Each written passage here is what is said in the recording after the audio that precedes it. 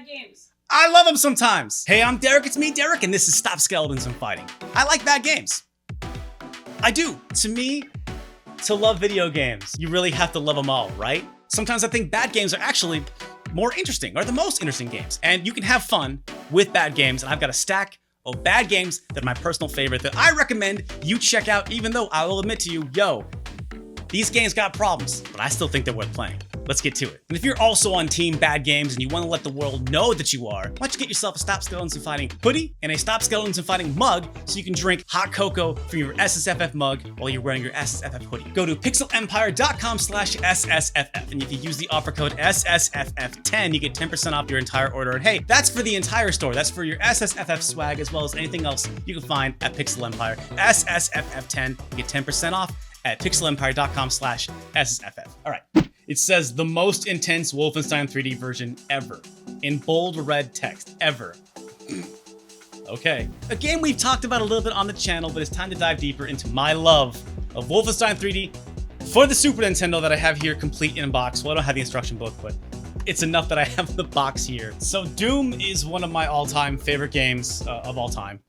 But I actually have a pretty long history with Wolfenstein 3D. In 91, 92, we somehow had a computer, like I think it was just a DOS computer, and we had a pirated copy of Wolfenstein 3D. And I played that game religiously when I was, 7 or 8 years old. Probably too young to be playing that game. I was super familiar with that PC original. And I remember whispers of it coming to the Super Nintendo. And I remember standing at a Babbage's watching footage of Wolfenstein 3D for the Super Nintendo, being very aware of what the original PC game was going to look like, and being aware that Nintendo, of course, was going to censor stuff like the blood and all the Nazi imagery. But still, watching that game and being like, wow, this is really bad. Fast forward a couple years later, I don't really remember the timeline of all of this, but my local Blockbuster, rest in peace, the Huffman Blockbuster in Anchorage, Alaska, they still had a couple of Super Nintendo games for sale there. And I think it was like, Madden and NBA and baseball stuff. And then this copy of Wolfenstein 3D for $5 just sitting there. If you kind of look at it, you can see that the box is a little sun damaged. And at some point, I just saw that $5 price tag and I couldn't resist. I don't really know what compelled me to. Whatever that compulsion was. It's the same feeling that kind of brought me to this chair, to this camera. Just the morbid curiosity of like, I know this is a bad version of this game, but I don't care. It's a game that I've actually thoroughly enjoyed playing, because I will say this, game doesn't look that great. It plays all right. Gameplay-wise, the controls are pretty good. The censorship stuff is certainly an issue, but for me, it's the sound. Halt! Stop! Halt. Stop! Wait! Stop! It's hilarious. The audio in this game is so funny, and this game is responsible in some degree to Super 3D Noah's Ark, which is just the dumbest game ever. So that's amazing. It is a almost offensively bad port of a game, but it still plays well enough. Wolfenstein 3D might be the best first-person shooter on the Super Nintendo. I think I remember playing it at home, and my brother came into my room and was like, what are you doing? I'm playing Wolfenstein for the Super Nintendo. He's like, why? Because it's bad! And to get to that point philosophically, I feel like you gotta really love video games, right? I do genuinely enjoy playing Wolfenstein 3D for the Super Nintendo, while fully admitting it's not a good game. It's a terrible port. But how terrible? Very terrible. Really? Well, that's kind of great, isn't it? Pour one out, man. I recommend it. Dynamite Cop for the Dreamcast. It's very simple. The story is ridiculous. The voice acting is terrible. It looks all right, but not fantastic. But I defy you to play Dynamite Cop and not have a good time. Like, Dynamite Cop is a game you can beat in 20 minutes. I recall it not getting the greatest reviews. And you know what? Probably deservedly so. I'll say this about Dynamite Cop. Dynamite Cop may not be the best video game, but it is the most video game. This game just throws the kitchen sink. It's got so much going on. You ever want to beat up turtle dudes on a disco dance floor? How about using an arcade as a weapon, fighting a giant squid? This game is just so ridiculous. It is balls to the wall. It's difficult to not see it as a tacit wink nod from the developers saying like, yo, let's have some fun. And I start with Dynamite Cop, not just because I feel like it's a good example of what I'm talking about in this video.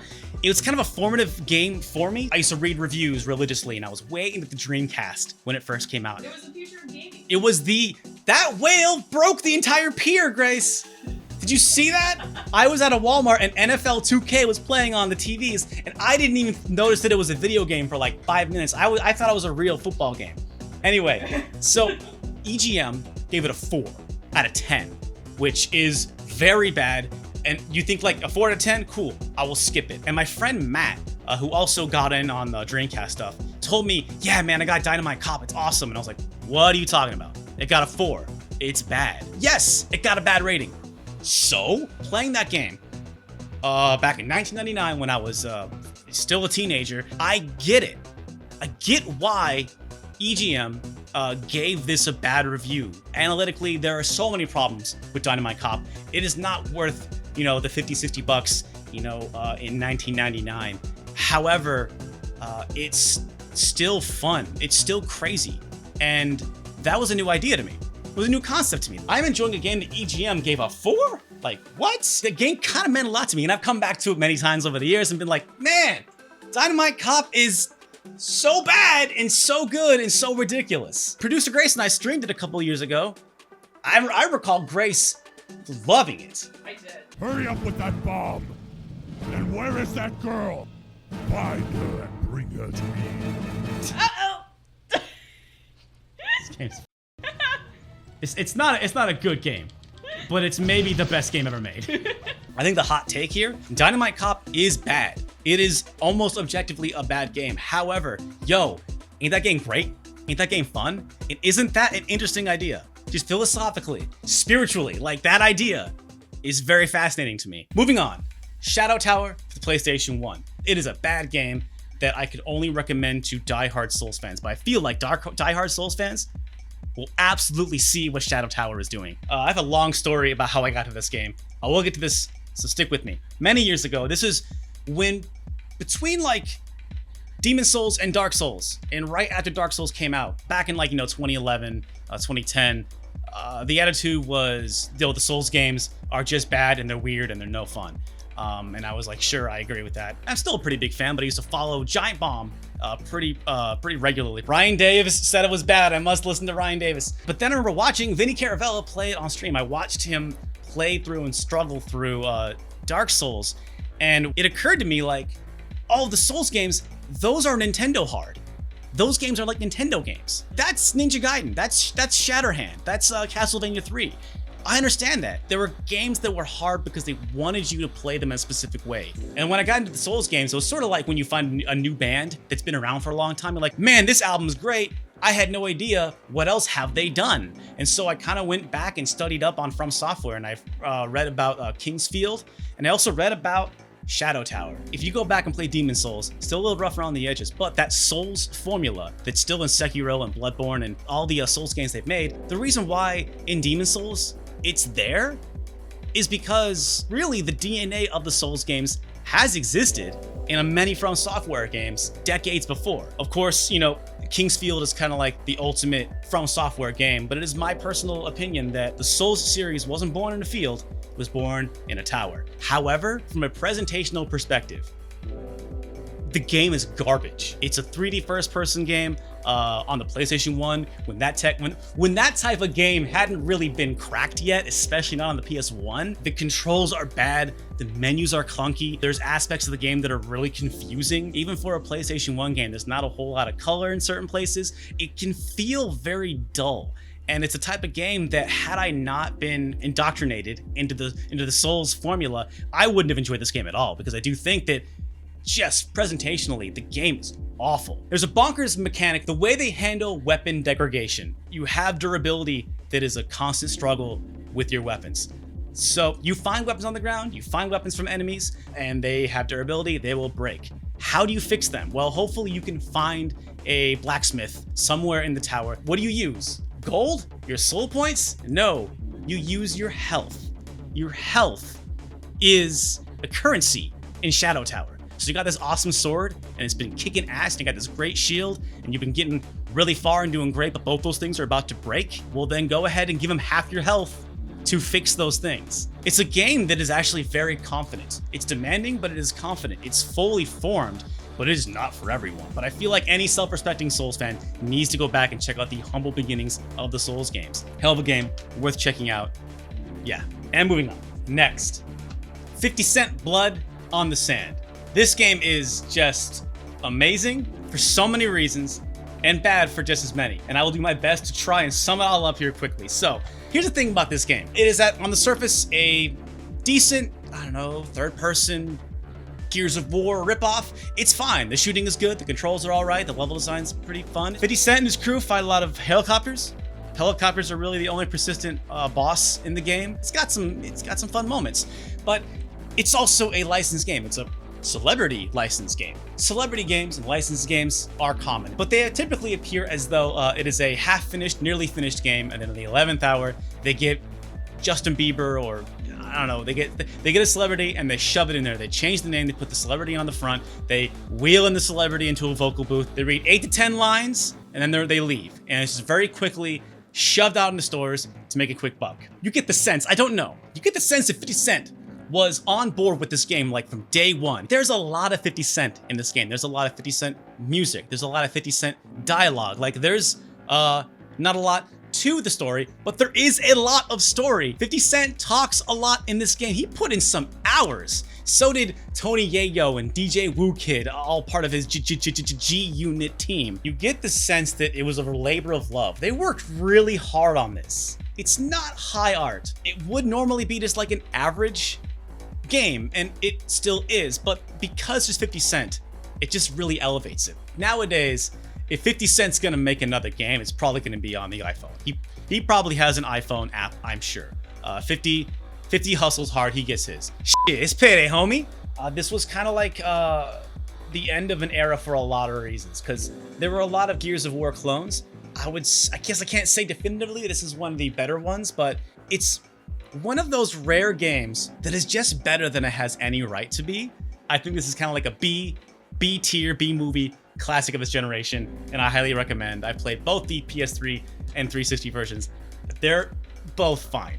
There's so much in this game. It's great, highly recommend it. Now available at KB Toys. But Uncle Derek, all these games are old games. Who cares about old games?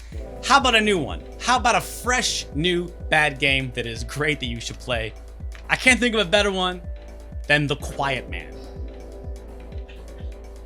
It's like it's the whole thing is so terrible. The whole thing is just such a train wreck that like it's hard to. Okay, let's just start with the story. So your character is deaf. For the record, he is deaf, not mute. He is maybe a quiet man because he doesn't say much, but he's not the quiet man. He's the deaf man. This person is deaf. None of the cutscenes you can understand what's being said.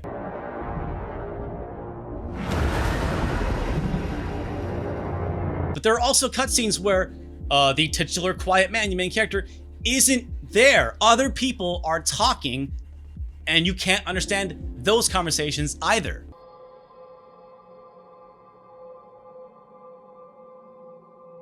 There are story sequences that stretch on for minutes, like 5 minutes it felt like, of people talking, plot moving forward, but for some reason, because it's the quiet man, all the dialogue is just like, muted out. It's absurd, even when the main character is understanding what's happening. There are some games where you go, man, that was a good idea, but they botched on the execution. Oh, it almost worked, If they just had a few more, a couple more dollars, a couple more weeks to kind of like polish this game. If they could QA it one more time, or if they could balance it one more time, but didn't quite nail it. But there are some games where you're like, even from the jump, the idea, like the original idea for this game, bad idea. It's the type of game you look at and you're like, at no point during the creative process did any of this ever seem good. The moment where I think my brain finally broke was when we beat the game and a song started playing over the credits. Now, I was a snobby indie music kid back in college. I had a college radio show. I listened to independent music. I didn't listen to that corporate stuff. And this song is playing at the end of The Quiet Man. And the voice is familiar. And I'm like, is that Imogen Heap? Is that the what you say girl? Like Grammy Award winning Imogen Heap? 私は Imogen です。And sure enough, like, yes, she composed music for this game. That couldn't have been a cheap cameo, right? To feature her in the soundtrack, like, what happened? It feels like it's a game that like had a lot of money and then just ran out of money, because there are actually pieces of The Quiet Man that are actually kind of good looking. And then it will cut to a brawling mode where you got fight dudes and you are squared up against the exact same character, the exact same enemy model, all doing the exact same idle animation. They only made like 6 enemies for this game and then ran out of money. I'm not sure. And I feel bad for the actors. There are a couple of actors who I couldn't hear what they were saying, but they were emoting and they were hitting the emotional areas they needed to go. And it was like watching this game like, wow, is the best part of this game some of the actors in the full motion. Oh, by the way, when you beat the game, you get like headphone man version. I don't know. You get not so quiet man version. You can watch the game again with the actual dialogue. There really is a story there that you just weren't able to hear. Name me another game where the full motion video real actors stuff was the best part. If that ain't a ringing endorsement for The Quiet Man. At this point, like, games like this, like, they're supposed to be checks and balances, right? Games like this aren't supposed to come out anymore. In 2018, it was 2018 or 2017? It was only a year ago. So in 2018, like, a game this big a budgeted and this ambition shouldn't happen, right? It is a very bad game that I highly recommend. Buy it cheap, but like, wow, it's the level of money and badness. I'm struggling to think of another game in modern times that hits this level. You know, this is just, it's to the point where it circles back around to being kind of amazing. The Quiet Man. And let's be honest, folks, this video could have been like 8 hours long. I could have talked about so many games. I want to hear what y'all think. Like, what are the games? The bad games that you know are bad, that you're not really gonna eat.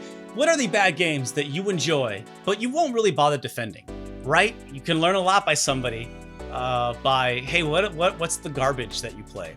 You know? Like, everyone's got their games like, okay, here's the top 10 great games for the system. Right. But what are the bad ones that you enjoy, that you've got in your collection, right? I've said that before. You can tell a lot by somebody by their collection.